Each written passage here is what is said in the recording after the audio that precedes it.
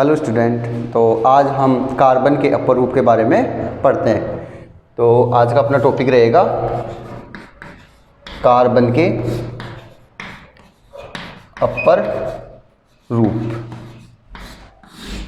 देखो, कार्बन के बारे में अपना जो चैप्टर है वो चल रहा है और उसमें जो कार्बन के अपर रूप है उसके बारे में पढ़ते हैं कि कार्बन का अपर रूप किसे कहते हैं। देखो, कोई भी तत्व होता है वो दो या दो से अधिक रूपों में पाया जाता है। कोई तत्व क्या होता है? एक समान प्रकार के परमाणु का समूह होता है। तो कोई भी तत्व के दो या दो से अधिक रूपों में अगर पाया जाता है कोई तत्व, तो उनके भौतिक गुण तो क्या होते हैं? समान। तो उनके क्या होंगे? भौतिक गुण तो क्या होते हैं? समान। भौतिक गुण तो क्या होंगे? अलग अलग होंगे। भौतिक गुण तो क्या होंगे? अलग अलग होंगे। लेकिन इनके रासायनिक गुणधर्म होते हैं। कोई भी तत्व होता है वो दो या दो से अधिक रूपों में जब पाया जाता है तो उनके भौतिक गुण तो क्या होंगे? अलग अलग होंगे।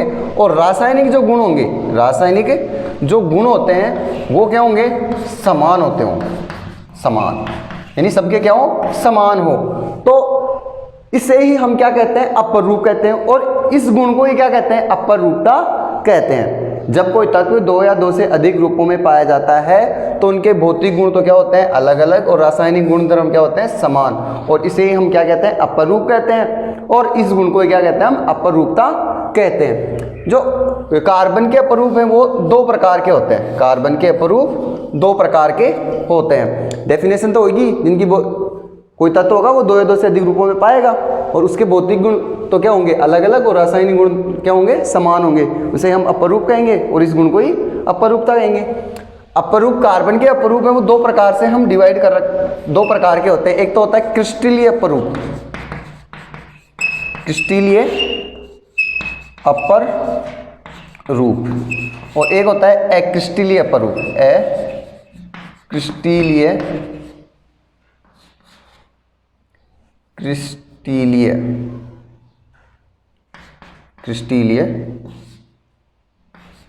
अपर रूप।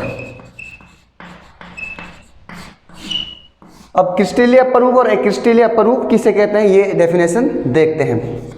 देखो, वह अपर रूप जिसकी निश्चित संरचना होती है या निश्चित ज्यामितीय संरचना होती है। यानी क्रिस्टलीय अपर रूप की क्या होती है? निश्चित ज्यामितीय संरचना होती है। ज्यामितीय संरचना होती है कि वह अपर रूप जिसकी निश्चित ज्यामितीय संरचना होती है क्रिस्टलीय अपर रूप कहलाते हैं। और क्रिस्टलीय अपर रूप कौन कौन से होते हैं? तीन होते हैं क्रिस्टलीय अपर रूप, जिनके बारे में हम आगे स्टडी करेंगे। हीरा, ग्रेफाइट और फुलरीन। ये तीन क्या होते हैं? क्रिस्टलीय अपर रूप होते हैं, क्योंकि इनकी निश्चित ज्यामितीय संरचना होती है। और निश्चित ज्यामितीय संरचना होने की वजह से इन्हें क्या कहते हैं? क्रिस्टलीय अपर रूप कहते हैं। और अक्रिस्टलीय अपर रूप क्या होंगे? कि वे aपर रूप जिनकी निश्चित ज्यामितीय संरचना नहीं होती है। क्या नहीं होती है? निश्चित ज्यामितीय संरचना नहीं होती। इसमें तो होगी और इसमें नहीं होगी निश्चित ज्यामितीय संरचना। मतलब इसकी संरचना क्या होगी? अलग अलग तरीके से होगी। वो किस अपर रूप क्या कहलाते हैं? अक्रिस्टलीय अपर रूप कहलाते हैं। जैसे कोयला, कोक, चारकोल, कास्ट है जिसको क्या बोलते हैं? लकड़ी, कास्ट। ठीक है, ये क्या होते हैं? अक्रिस्टलीय अपर रूप के एग्जाम्पल होते हैं। तो कार्बन के अपर रूप किसे कहेंगे? कि कोई तत्व दो या दो से अधिक रूपों में पाया जाता है तो उनके भौतिक गुण तो क्या होंगे? अलग अलग। लेकिन रासायनिक गुण क्या होंगे? समान। इसे ही हम क्या कहेंगे? अपर रूप। और इस गुण को अपर रूपता कहते हैं। जो कार्बन के अपर रूप है दो प्रकार के होते हैं, क्रिस्टलीय अपर रूप और अक्रिस्टलीय अपर रूप। क्रिस्टलीय अपर रूप जिसकी निश्चित ज्यामितीय संरचना होती है वो कौन से होते हैं? क्रिस्टलीय। और जिसकी निश्चित ज्यामितीय संरचना नहीं होती है अक्रिस्टलीय होते हैं। क्रिस्टलीय अपर रूप के रूप में हीरा, ग्रेफाइट और फुलरीन की बात करेंगे। और अक्रिस्टलीय अपर रूप के बारे में जैसे कोयला, कोक, चारकोल, कास्ट, ये सब होते हैं। तो हम पढ़ते हैं अब क्रिस्टलीय अपर रूप में सबसे पहले पढ़ते हैं हीरे के बारे में। क्रिस्टलीय अपर रूप में सबसे पहले हम पढ़ेंगे हीरे के बारे में। हीरा क्या होता है? क्रिस्टलीय अपर रूप में सबसे पहले बात करेंगे हीरा, डायमंड। हीरा क्या होता है? हीरे की जो संरचना होती है, क्योंकि हीरे में जो कार्बन परमाणु होता है वो अपनी जो 3 संयोजकता है त्रिविमीय रूप से दृढ़ त्रिआयामी चतुष्फलकीय संरचना होती है। यानी हीरे की संरचना कैसी होती है? संरचना, हीरे की संरचना कैसी होगी? दृढ़ त्रिआयामी चतुष्फलकीय ये हीरे की क्या होती है? संरचना होती है। कैसे? कि कार्बन होता है, कार्बन की संयोजकता कितनी होती है? 4 होती है। कार्बन की संयोजकता कितनी होती है? 4। अब वो अन्य 4 से जुड़ेगा, अन्य 4 कार्बन से जुड़ेगा, तो अन्य 4 कार्बन से जुड़ेगा और यहाँ पर भी कार्बन होगा और वो भी 4 से कार्बन से जुड़ेगा और यहाँ पर भी जो कार्बन होगा वो भी अन्य 4 कार्बन से, कितनी होगी इसकी? 1 2 3 4, तो ये भी कितनी दर्शाएगा? इस प्रकार। तो यहाँ पर इनके बंध कोण की बात करें, जैसे यहाँ पर कार्बन, यहाँ पर जो इन कार्बन के मध्य जो बंध कोण होता है, यहाँ पर जो क्या होगा? बंध कोण, बंध कोण की जो लंबाई होगी वो होगी 1.54 एंगस्ट्रॉम। क्या होगी? 1.45 एंगस्ट्रॉम, और 1 एंगस्ट्रॉम इक्वल होता है 10 की पावर -10 मीटर। या इसको बोल सकते हो कि 1 एंगस्ट्रॉम इक्वल होता है 1/10 की पावर 10 मीटर। अब पावर में 10 प्लस में है, नीचे बटे में, तो ऊपर आएगा तो माइनस का होता ही है, दोनों सेम बात होती है। ठीक है।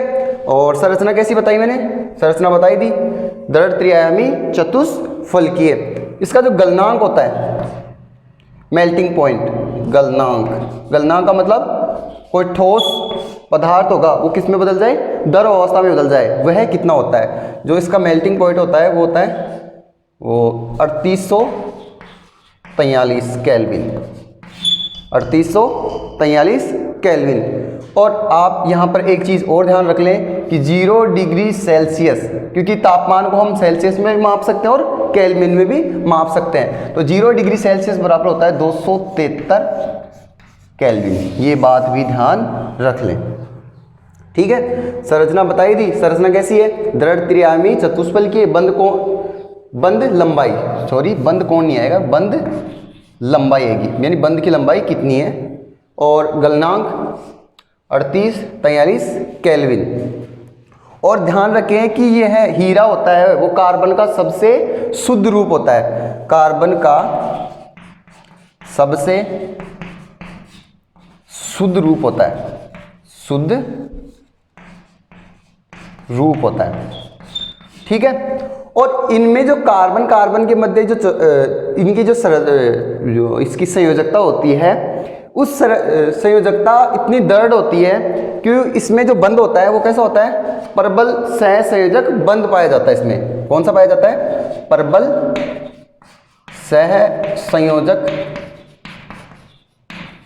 बंध पाया जाता है। सहसंयोजक बंध किसे कहते हैं? जिसमें बंध निर्माण में दोनों परमाणु के इलेक्ट्रॉन भाग लेते हैं, वो सहसंयोजक बंध होता है। अब परबल सहसंयोजक बंध की वजह से और इसकी दृढ़ त्रिआयामी चतुष्फलकीय संरचना की वजह से हीरा होता है वो प्राकृतिक पदार्थों में सबसे कठोर होता है। हीरा क्या होता है? प्राकृतिक, यहीं लिख देता हूं नीचे, प्राकृतिक पदार्थों में, प्राकृतिक ज्ञात पदार्थों में, ज्ञात अभी तक जो कितने भी ज्ञात हुए ज्ञात पदार्थों में सबसे कठोर होता है, पदार्थों में सबसे कठोर होता है, कठोर होता है।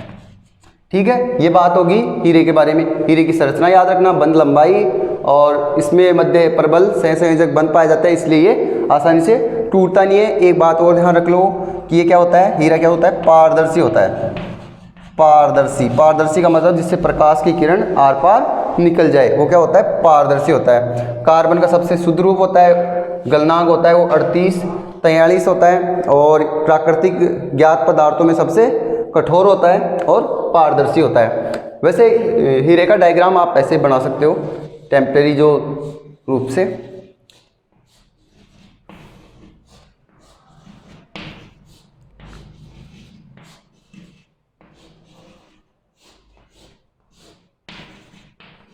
आप इस प्रकार भी हीरे का डायग्राम बना सकते हो। ठीक है, ये हीरे का डायग्राम है। ठीक है, ये हीरे का डायग्राम। अब बात करें कि इसका यूज किस में किया जाता है। हीरे का यूज यही बता देता हूं मैं।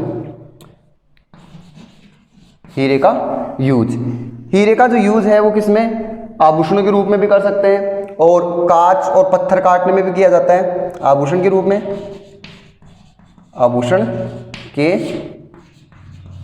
रूप में, कांच काटने में, पत्थर काटने में,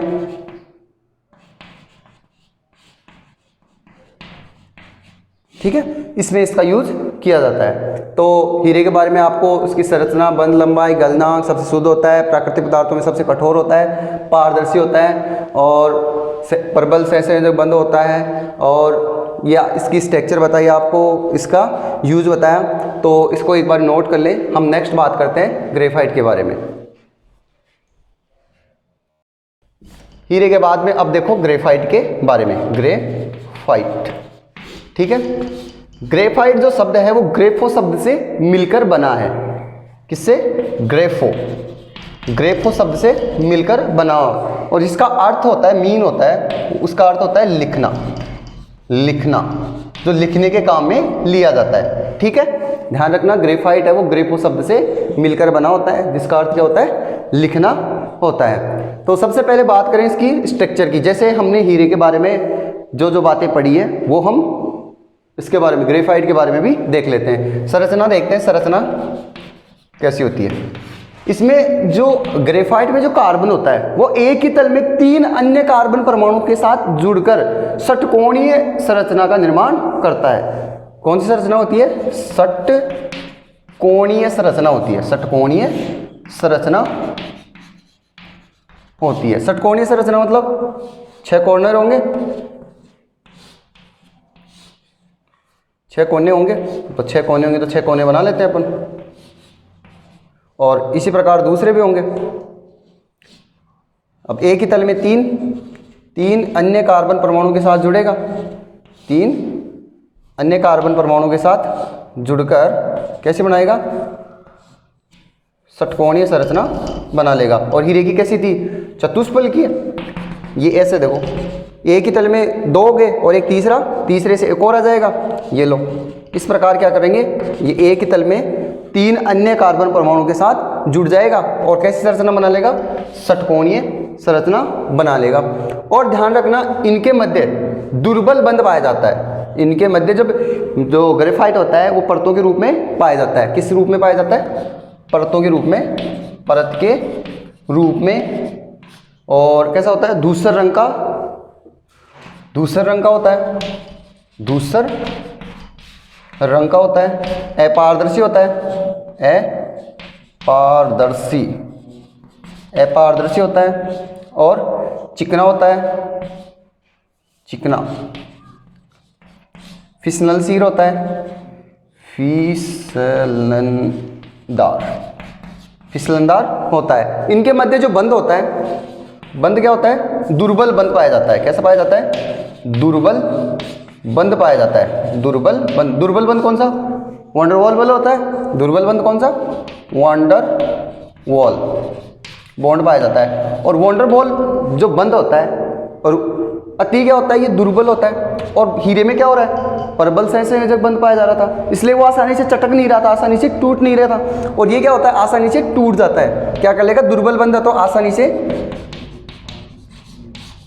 टूट जाएगा, टूटता है। ठीक है, और इसके बंध लंबाई है, बंध लंबाई, इसकी बंध लंबाई होती है 1.4 एंगस्ट्रॉम। एंगस्ट्रॉम का जो मान है मैंने बताया था, एंगस्ट्रॉम का मान कितना होता है? 10⁻⁻10 मीटर। और इसका जो गलनांक है, गलनांक मेल्टिंग पॉइंट, वो होता है 4300 केल्विन। ठीक है, तो वापस से देख लें, हमने ग्रेफाइट के बारे में क्या पढ़ा। ग्रेफाइट है वो ग्रेफो शब्द से मिलकर बना हुआ है, उसका अर्थ होता है लिखना होता है। और इसकी संरचना होती है षटकोणीय संरचना होती है इसकी, क्योंकि कार्बन कार्बन होता है वो एक तल से दूसरे परतों के रूप में पाया जाता है। और एक कार्बन होता है वो दूसरे तल से जो कार्बन मौजूद है उसमें 3 कार्बन के साथ या आपस में जुड़ा रहेगा, और इसमें दुर्बल बंध यानी वॉन डेर वाल बल पाया जाता है, और इसलिए आसानी से टूट जाता है, और ये परतों के रूप में पाया जाता है, धूसर रंग का होता है, अपारदर्शी होता है, चिकना होता है, फिसलनदार होता है, इसलिए इसका यूज़ शुष्क स्नेहक के रूप में भी करते हैं। किसका? ग्रेफाइट का यूज करते हैं। इसकी जो बंध लंबाई है, किसकी? ग्रेफाइट की जो बंध लंबाई है वो कितनी होती है? 1.4 एंगस्ट्रॉम, और गलनांक होता है वो 4300 केल्विन होता है। ठीक है, अब बात करते हैं इसके यूज़ की। यूज़ क्या क्या है इसके, उपयोग किस किस में करते हैं। जो पेंसिल होती है, पेंसिल, एक बात और देख लें जो इम्पोर्टेंट है इसके लिए, इसमें क्या होता है, दुर्बल बंध होने की वजह से एक मुक्त इलेक्ट्रॉन पाया जाता है। इसमें ग्रेफाइट में क्या पाया जाता है? मुक्त इलेक्ट्रॉन पाया जाता है, और इस मुक्त इलेक्ट्रॉन के पाए जाने के कारण ग्रेफाइट क्या होता है? विद्युत का सुचालक। मुक्त इलेक्ट्रॉन के कारण ग्रेफाइट विद्युत का सुचालक होता है, विद्युत का सुचालक होता है। सुचालक का मतलब उसमें करंट फ्लो होता है, मतलब जो विद्युत धारा का है वो प्रवाह होगा। क्यों? क्योंकि इसमें क्या पाए जाते हैं? मुक्त इलेक्ट्रॉन पाए जाते हैं। दूसरी प्रकार ये हीरे की बात करें तो हीरा क्या होता है? विद्युत का कुचालक होता है, क्योंकि वहां पर कोई मुक्त इलेक्ट्रॉन नहीं पाया जाता है। ठीक है, अब यूज देखो, पेंसिल बनाने में, पेंसिल बनाने में जो पेंसिल होती हैं वो लिखने के काम में आती हैं, क्योंकि ग्रेफो का अर्थ ही क्या होता है? लिखना होता है। लोहे के, नेक्स्ट हो जाएगा लोहे की वस्तुओं के ऊपर परत चढ़ाने में, लोहे की वस्तुओं पर परत चढ़ाने में। नेक्स्ट, जो परमाणु भट्टी होती है, परमाणु भट्टी में मंदक के रूप में, परमाणु भट्टी में मंदक के रूप में। मंदक के रूप में कैसे? क्योंकि परमाणु जो भट्टी होती है उसमें न्यूट्रॉनों का उत्सर्जन होता है, और न्यूट्रॉनों का उत्सर्जन करने के लिए या तो भारी जल का यूज किया जाता है या ग्रेफाइट की छड़ों का यूज किया जाता है। और एक है जो इलेक्ट्रोड होते हैं, इलेक्ट्रोड मतलब जो सेल होता है, सेल के अंदर जो काली काली जो रोड होती है उसको बनाने में भी किया जाता है, इलेक्ट्रोड बनाने में, इलेक्ट्रोड बनाने में। ठीक है, तो ये बात हो गई अपनी ग्रेफाइट की। ग्रेफाइट की क्या हो गई? ग्रेफो शब्द से मिलकर बना है जिसका अर्थ लिखना होता है। संरचना होगी परतों के रूप में पाया जाता है, दूसरे रंग का, अपारदर्शी, चिकना, फिसलनदार होता है, चिकना होता है कहने का मतलब परतों के रूप में पाया जाता है, आसानी से चटक जाता है, टूट जाता है। बंध लंबाई दे रखी है, गलनांक, मुक्त इलेक्ट्रॉन, ये बात जरूर ध्यान रखेंगे कि मुक्त इलेक्ट्रॉन पाए जाने के कारण ये क्या होता है? विद्युत का चालन करता है, और इसमें दुर्बल बंध पाया जाता है, इसलिए आसानी से टूट जाता है, और ये इसके यूज हैं। तो एक बार इसको नोट करें, हम फिर पढ़ते हैं। तो हीरा ग्रेफाइट के बाद में हम पढ़ते हैं फुलरीन के बारे में। फुलरीन क्या होता है? हीरा, ग्रेफाइट और फुलरीन क्या है? क्रिस्टलीय अपरूप हैं। क्रिस्टलीय अपरूप क्या होते हैं? जिनकी निश्चित ज्यामितीय संरचना होती है। तो हीरा, ग्रेफाइट, फुलरीन की क्या होती है? निश्चित ज्यामितीय संरचना होती है। अब पढ़ते हैं फुलरीन।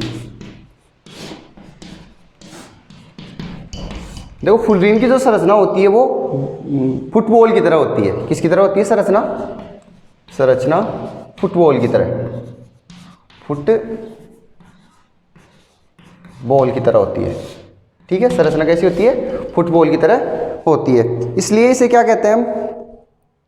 इसलिए इसे क्या कह देते हैं? बॉली बॉल भी बोल देते हैं, या क्या बोलते हैं? बॉली बॉल, या फुटबॉल की तरह होती है, या बक्की बॉल कहते हैं। फुटबॉल की तरह होती है या बक्की बॉल भी बोल देते हैं, बक्की बॉल, बक्की बॉल भी बोल देते हैं।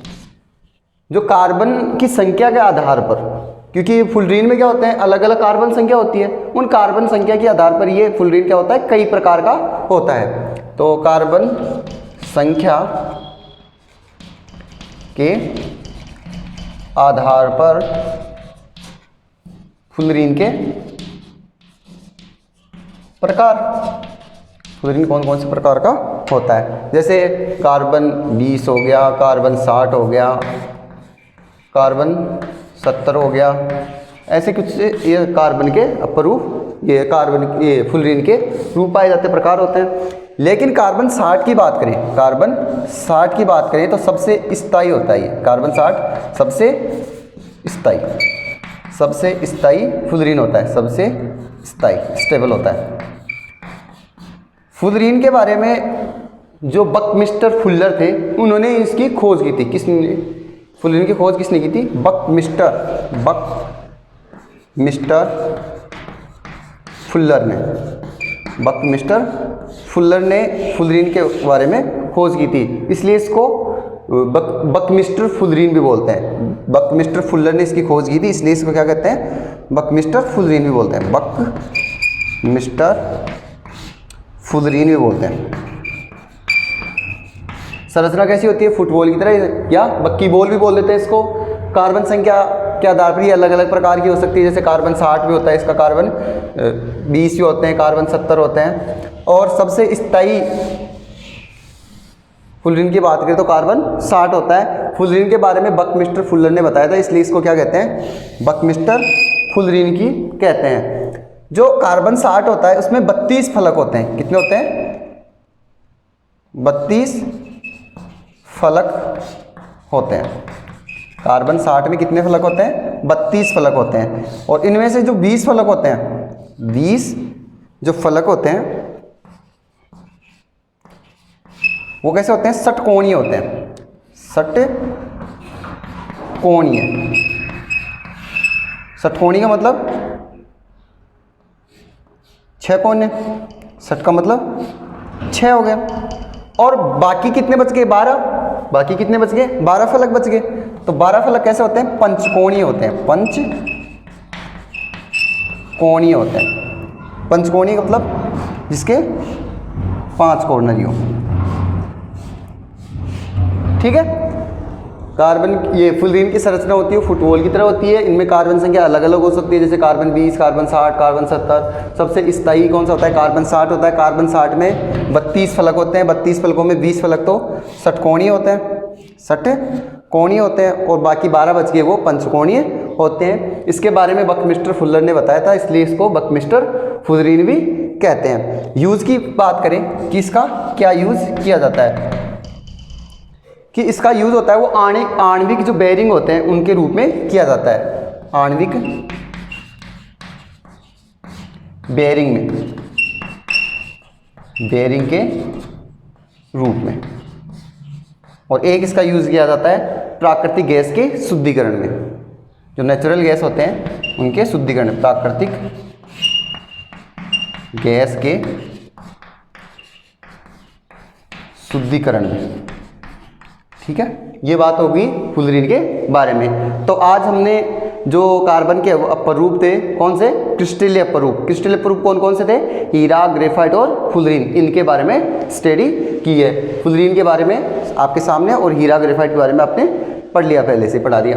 तो फ्लोरीन के बारे में आप ये सब देख लेंगे, नोट कर लेंगे। बस ये बात ज़रूर ध्यान रखें कि सबसे स्थायी कौन सा होता है? कार्बन 60 होता है, उसमें 32 फलक होते हैं, 32 फलकों में 20 फलक तो षटकोणीय होते हैं और 12 पंचकोणीय होते हैं। यूज आणविक बेरिंग के रूप में और प्राकृतिक गैस के शुद्धिकरण में। तो आज के लिए इतना ही, नेक्स्ट वीडियो में हम कंटिन्यू करते हैं। Thank you.